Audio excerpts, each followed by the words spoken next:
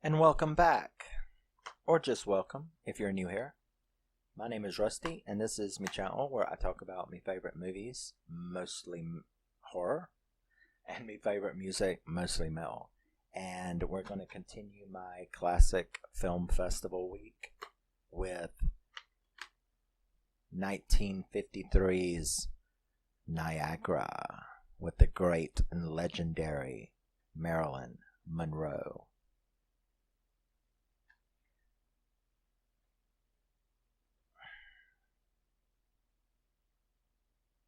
I have a red light that's sitting over there.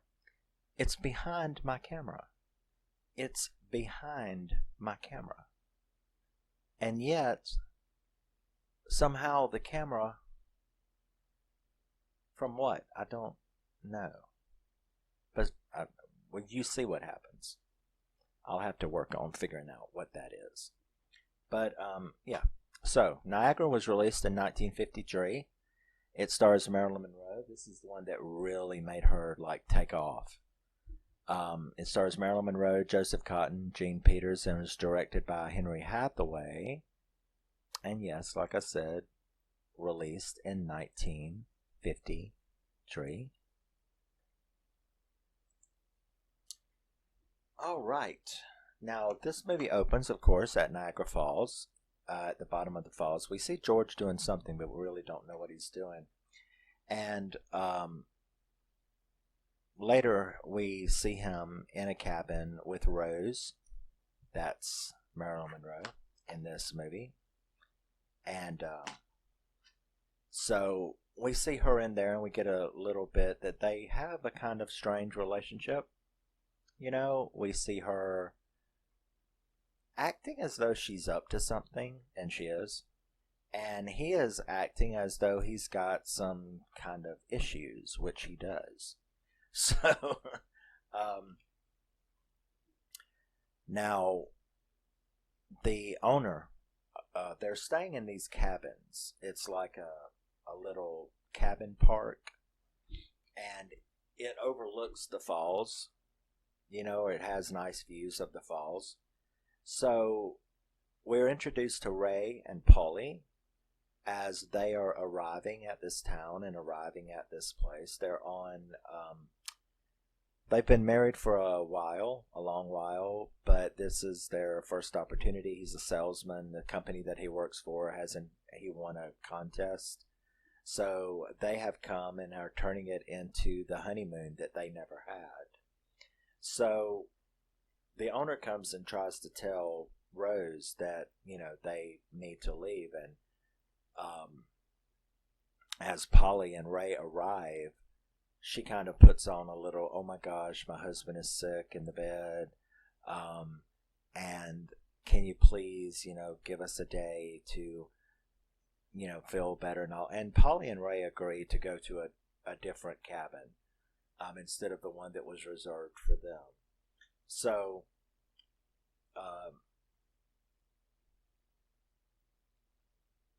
that's when we see Polly talking to someone. She goes to the payphone, and she's talking to someone, clandestine acting. And Polly and Ray go to the falls, and they are having a really good time doing the usual tourist things at the thing. Now, right before they left, Rose had told them that she was going into town while her husband was asleep to do some shopping, dressed like that. But while Polly and Ray are at the falls, he's taking a picture of her down there and tells her to move back, and she actually finds Rose, and whom we later get to know as Patrick, this really younger, cuter guy who she's obviously having an affair with, and they're really going at it back there. And she doesn't say anything, and and Rose did not see her, so she kind of got away with finding it out. Back at the cabin, Joseph Cotton's character, George, he he is really suspicious of her, and he even finds a fall tour, the falls, the same thing that Polly and Ray had been doing. He finds that tourist ticket in Rose's coat when he's looking for cigarettes. So she then goes outside that night. They have this really cool, well, I guess they do it every night in the middle of the cabins. They have sort of a party for everyone. And she comes out stunning. I swear, Marilyn Monroe is just one of the most stunning individuals that you have ever seen. And she comes out and she sings a song that infuriates George. And he comes running out and he busts the record in front of everybody and goes back in. Now, later on, we find out that song is a trigger for him. And which means what? That Marilyn Monroe intentionally put that song on to trigger him in front of everybody. So Polly ends up going in there with him because, as the two couples, they kind of become friends. And you can tell he's pretty mentally unstable, and she tries to help him with his hand, a cut on his hand. He ends up trying to tell her, and she's like, oh no, y'all are such a good couple. She loves you. And he's like, no, I love her. But I wish I didn't. Love is crazy and stuff like that. And he kind of goes into how he lost his sheep ranch, mostly because of her. That she always was wanting to go and party and be seen out and about town.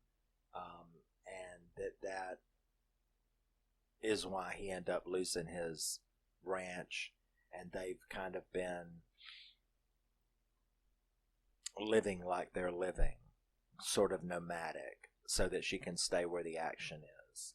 So he's basically got a lot of pent-up hostility towards her because of that. And that he knows that she's gaslighting him. And that he knows that she's doing the things she's doing, such as triggering him and making him go out there and bust that record in front of people. Because, he doesn't know exactly why, but he knows that she's doing these things on purpose. And publicly. Probably because he wants people to think bad of him. Now, while this part is going on, she's back on that damn phone with Patrick. And you learn then that they have a plot to kill him. That what they are going to do is to kill him and make it look like a suicide. And that this gaslighting that she's been doing is for that reason.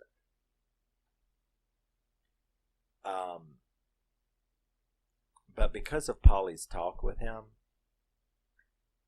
he gets up the next day and he feels a lot better and he's happier. Maybe he's being paranoid. Maybe his suspicions are not true. So he acts unusually different. He's very loving and caring, and he's, pampering, Rose and everything like that. And she's acting like she's receptive to it. But she's sticking to the plan and tells him that she doesn't want to go with him out to eat. That she has business to take care of in town. This brings him right back to his unstable attitude because he's like, really, in that dress? What business? Who? What are you doing? Well, we're supposed to leave today, so I've got to go pick up the tickets. And he's like, we can pick up the tickets there. So he can tell that she wants to get away from him. And, so he lets her go and she starts following him. And because of the things he said to her when she walked out the door, she was sort of like, well, if you're going to accuse me of it, maybe that's true. Maybe I'm going to look for a real man. So he ends up going to the bus station, the terminal, to wait for her. And he sees her walk past it. And he begins to follow her, which is what she wants. You can tell that she knows he was going to be at the terminal. So she slowly walks by it to get his attention, because Marilyn Monroe is not going to walk past anything with the way she's dressed and not get attention. So she knows he would see her and begin to follow her. And she's basically leading him to Pat, who is waiting to kill him. Now, they had a little signal, and that was that the cathedral bell towers, which you can put requests in for the tower to play songs, and there would be a certain song that played once he had killed George. So Rose asked Polly and Ray if they, she's doing the plan, because she hears the cathedral bells. So now she's got to play out the rest of the plot, which is, I've got to act like I don't know where my husband is, right? So she starts doing that. Oh, I'm so worried. Where is my husband at?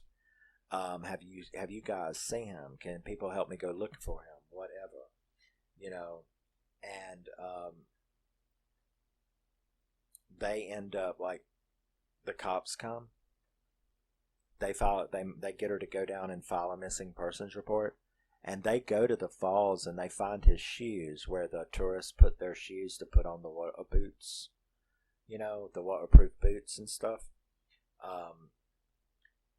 And this panics her, or she acts panicked anyway, and they end up taking her home. And because the bells had rang the correct song, they then find a body down there at the falls, at the bottom of the falls. And they bring Rose in to identify it. And they take her into the morgue, and they pull the sheet back, but you don't see the body. All you see is her flip out and faint. She just, passes right the fuck out. So you're like, well, that was good acting. If that's what she was doing. So she ends up waking up in the hospital. She's all distraught. They don't know, well, they're assuming that was her husband, and she's just having a breakdown from her husband committing suicide, which is exactly what her and Patrick's plan was. So Polly and Ray now take the original cabin that they were supposed to have. She's in a hospital and George is dead, right? So Polly goes in there to rest, and then we see George come in, and it flips her out, and he disappears. She jumps up. She runs after him, but he disappears. He's not in the cabin. She can't see him anywhere. And she almost believes that maybe she, dreamed it or something, because when she screams, Ray comes and he's like, that's crazy. He's dead, and you just had a nightmare or something. No, I didn't fall asleep. Well, you probably did and didn't know it. So he tries to blow it off. And, so Polly ends up calling the cops again, and it's like, I know my husband doesn't believe me, but I'm telling you that George guy is still alive. I don't know what body you found, but that wasn't George.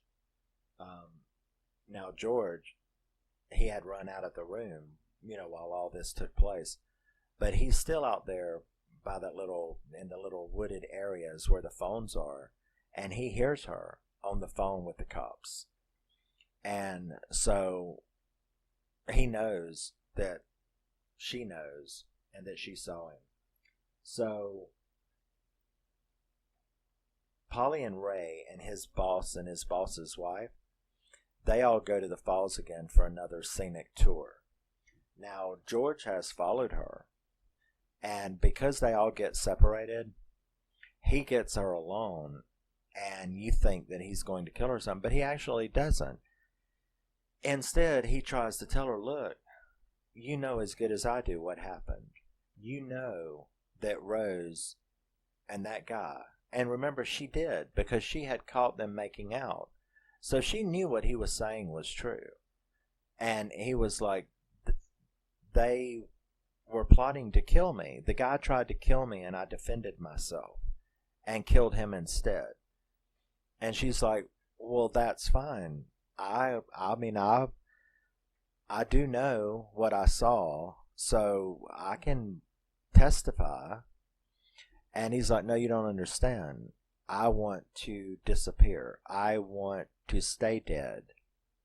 I want to go away and start over. And she's like, but you should just go to the cops. I can't, like, you know. And he's like, please, please, you know, can you do that? So,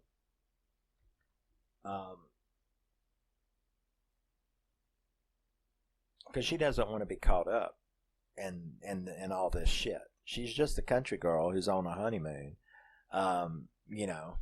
So let's see. Yeah, that he wants her to help him stay dead, and that Rose won't talk because then she would be. I mean, what's she gonna say? That wasn't my husband. That was the guy that I was having an affair with in a murder plot to kill my husband. Is that what Rose is going to say? So, you know, he tells her that she's not going to try, you know, to say anything. But when they go to see her, when she goes to see her, you know, because she's already fucked up. She's already told the cops. And when the cops come to see her again, she tells them again. And she's just not going to do it. So she tells them again, yes, what I told you was the truth. I've seen him. As a matter of fact, I've seen him again. Now, that really only leaves her and Marilyn Monroe, right? Rose. Those are the only two people that know about this. So those bells start playing again, and Rose wakes up in the hospital, and she leaves. And she tries to go get a bus ticket to get out of town because she knows that that was Patrick. That's what made her break down. So she's trying to get away because she knows that George is still alive. George knows what she did, and George is going to kill her or do something. Either I'm going to be killed or I'm going to go to jail. One of the other. So she's trying to do that and escape, you know, get a bus ticket, but everybody's on the look out for her because she's left the hospital. And the cops need her because of what Polly said about who was this then. Granted, she didn't like officially identify him as her husband, but they assumed it was. So cops are not going to leave something like that unanswered. So they got like a bolo out for her. And so she's not able to do that. She hears that the buses have been delayed because they're looking for her. So she tries to go across the land bridge or the bridge, you know, between. She's trying to get back to the States because they're on the Canadian side. So she's trying to get back to the States, but she then sees George looking right at her because he's not stupid and he knows that she was going to be trying to get away. She runs from him and he chases her and ends up chasing her to the top of that bell tower, where he then promptly strangles her to death and leaves her dead underneath those bells. So he ends up, and that, you know, he had gotten locked in. So, because they closed up while he was up there murdering her. So he ends up spending the night, literally, with her body laying there beside it, telling her that he really did love her and he wished that she had not been what she was. So the next morning, now the cops are after George because, of course, when the guy came and went to turn everything on in the building, he finds Marilyn Monroe's body up there. He finds Rose up there dead. So everybody's looking for George now because Polly is obviously right. She told them, that he was alive. And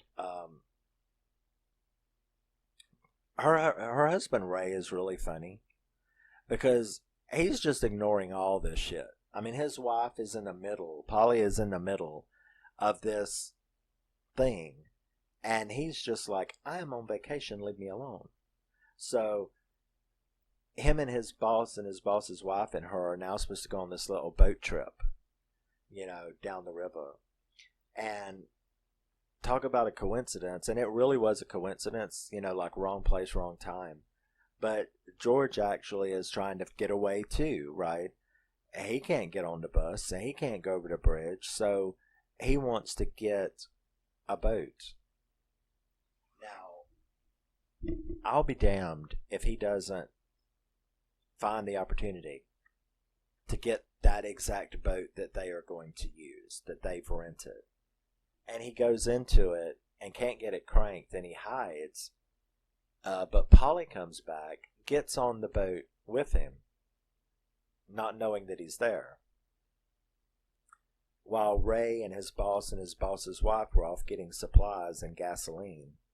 They needed petrol for the boat. And then that's when she notices him.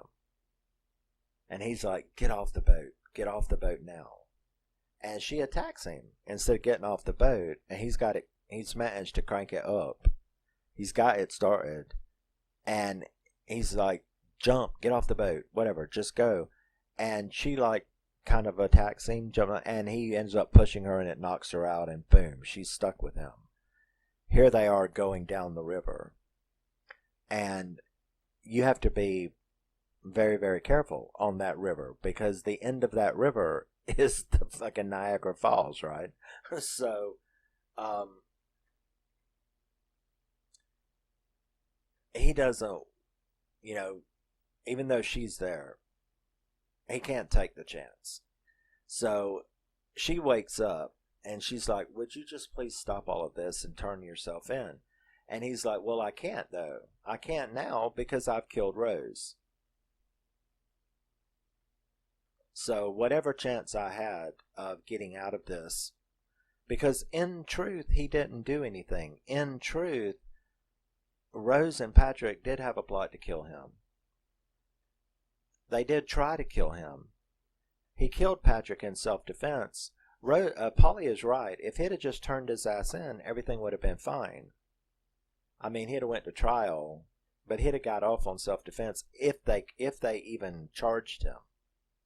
Especially with her testimony. It was all this silly notion of staying dead and disappearing and going off and becoming another person. That's what this was all about. And that's just crazy. So, while they're out there on the boat, the damn thing runs out of petrol. Which was the whole reason that Ray and his boss had went and bought a bunch of petrol. Was there wasn't enough to go on a boat trip. So there, her and him are stuck on the boat. The boat will not crank up. And it's being pulled down the river. There's only one end to this river. And he doesn't know what to do. Now, some of you out there might be thinking, well, just jump the fuck out. No, you don't just jump the fuck out into the Niagara River. You don't just do that. The current, it doesn't work that way. Come on. So the current's going to take you. It's not a gentle stream, okay? The river that feeds the Niagara Falls is not a gentle stream, put it that way. So as the boat is being sucked downriver, he doesn't know what to do. So he tries to scuttle the boat. He busts the water valves off the bottom, throws stuff out, so that the boat will fill up with water so it will ground. And that works a little bit. It slows them down a little bit, but not enough to really matter. Now he does manage to get, he sees a big bunch of outcropping rocks in the middle of the river. He does manage to get over there to that, where he gets Polly off onto it, get on the rocks. So she gets off and manages to get on that, and the current has taken him away from her now. Thankfully, she manages to get up there. He continues to try to scuttle the boat, hoping that it will ground, but it doesn't, and that's it for him. There's this one scary OMG look as he looks at her as he goes over the falls. And you're not getting up from that. So, next thing you know, there's a heli, there's a copter that comes and rescues her off those rocks, and the cops thank them, thank her for, I don't even know really what there was to thank her for, letting them know that this guy was there.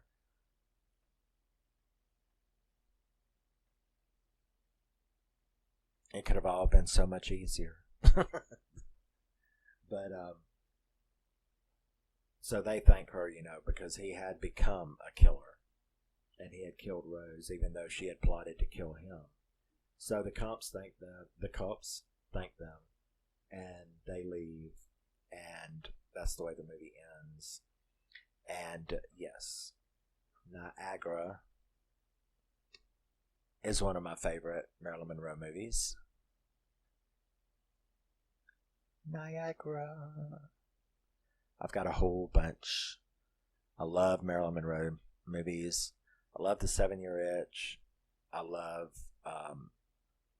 Some Like It Hot. How to Marry a Millionaire. I really, really love the musical. There's No Business Like Show Business. I think my favorite Marilyn Monroe movie is Don't Bother to Knock.